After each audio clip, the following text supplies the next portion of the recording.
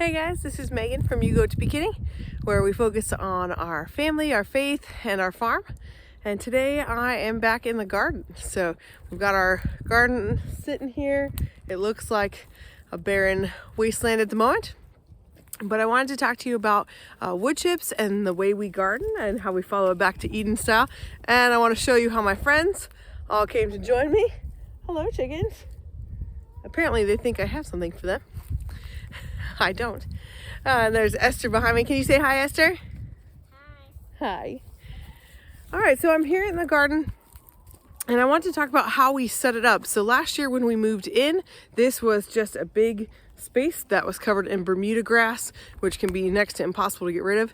And so we took a couple of steps to help get rid of that. We took all our moving boxes and laid them down on the base layer to attempt to kill the grass. Once we had the cardboard down, thank you, Mr. Rooster.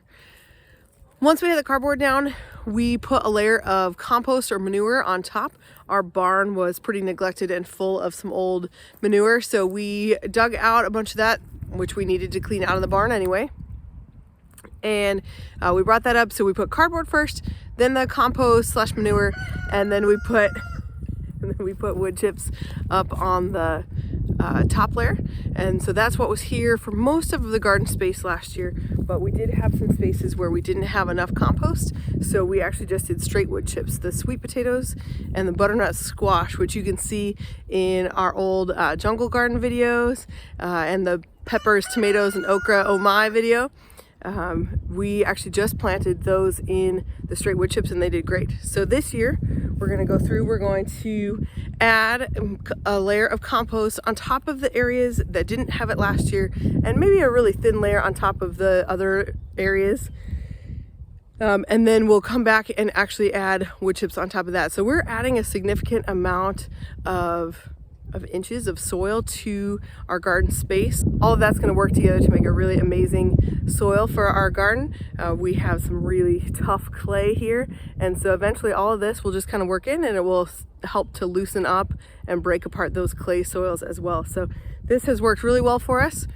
My good friend Julie taught me everything I know about gardening, and she's done this method for several years now, and she's got a fabulous garden. So yeah, let me go show you our wood pile, because that is the other consideration, is where do you get all these wood chips? So I'm going to walk down to the barn, is where we store them, and we're going to talk about what we have going on there and how we got them. So I'll see you in a minute. So I actually want to show you some of our soil here. So this area here is kind of in the middle. This was here all year last year. It had a layer of compost and a layer of wood chips, and we were starting with pretty thick wood chips, and I wanted to kind of just dig down a little bit and show you that basically all we have here now is this wonderful rich black soil, and that's just from 1 year. There was a little bit of compost under here, but honestly most of the compost under there was actually hay. And so then I'm going to scan over here. This is a section that grew our sweet potatoes and was all wood chips. We didn't have any compost in this at all, and so you can see I've actually added a layer of compost. Now that we have a donkey, all of the manure that we shovel each morning out of the barn gets added to our wood compost pile, and then wood chips on top, and then we just put it up here. So we've got some raw wood chip material here. This is what's broken down from last year, so we still have some pretty big chunks, and that's okay. And then I've added the compost on top, and that still has some time to break down, but we still have a few months before it's actually planting season. So, well, the main planting season. And so it won't be a problem at all. I'm excited to see how the plants do in this layer with the compost, because they did pretty well last year without it. One other tip for planting in a back to Eden garden is you don't want to plant right in the wood chips. So this garden right now is mostly dirt. I mean, it's broken down so much from the last year that there's a lot of dirt in there, but when you are planting, you do need to make sure that you pull back the wood chip layer and plant your seeds right in the dirt. So I actually planted my sugar snap peas this morning. My girls helped me plant those, and so I just made sure that I pulled back any wood chips that were left. I poked a hole and planted the sugar snap peas in there and covered them back up. You want a good covering of wood chips on your garden, but you don't want to plant directly just in the wood chips. The seeds do need some actual soil to get the correct moisture and to take root and start growing. And then the wood chips are a perfect covering to go around them and protect them as they start to get older. All right, I am down here by the barn. You can see everybody. The donkey's here on the outside and the sheep are actually in here. We are waiting for them to lamb, hopefully soon. Could be any day. So, and so we have varying piles of mulch and wood chips and craziness here. And so let me explain what's going on. The first pile, we had wood chips dumped here quite a while ago. And so we have been using that. Each time we muck out the barn, we add the manure here and then cover it up with the wood chips. And so this is essentially our compost pile. It gets pretty warm. It was much larger before we had some other compost, but with just the manure, it is just once in the morning and it's just one donkey. We don't have to deal with goat or sheep manure. So it's not a lot, but it has added up there. So this is what I'm taking to add compost up to my garden. Then we have another pile of wood chips, which is in the center here. You can't really tell. It's just kind of this long section. We had another load dropped, and those we are using to add to my blueberry bed around our fig trees, and we have some raspberries. And those are the ones that we would come in and put as a top layer on top of our garden as well. So those are, they're not mixed with any manure. They're just the wood chips. They've been sitting here for quite a while, so they would start to break down on their own, which is a good thing. But that's what we're looking for to add on top. And then we actually have one more batch, which the kids have kind of turned into a fort here. They find anything to build with here. And so we just got these dropped just the other day.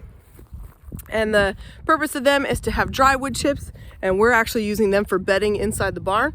We have the goats and the sheep in there right now, so we actually are putting wood chips down in the main area of the barn where the donkey is peeing each morning, and we're putting wood chips at the base of the goats and the sheep stalls, so that way we are not the stalls aren't getting gross. The hay really does not absorb anything, so the wood chips really help absorb pee, and it keeps odors down, and it just keeps the area a lot cleaner. And we'll usually spread a little bit of hay on top of the wood chips, especially when each of them gets even closer to babies. So the wood chips have been a tremendous blessing. All right, so the thing you need to know is where on earth do you get all these wood chips? And for us, that has been the electric company. A friend had the number, but the electric company actually stopped by here to trim some of the trees, and we got a number from him. But most likely your electric company is contracting with a tree service already, and they are, well, if you live anywhere on the east side of the country, I grew up in Arizona, there's probably not really a tree service doing anything out there. But if you are in a place that is green where things actually grow, your electric company is using a tree service to maintain power lines, especially along roadways and whatever.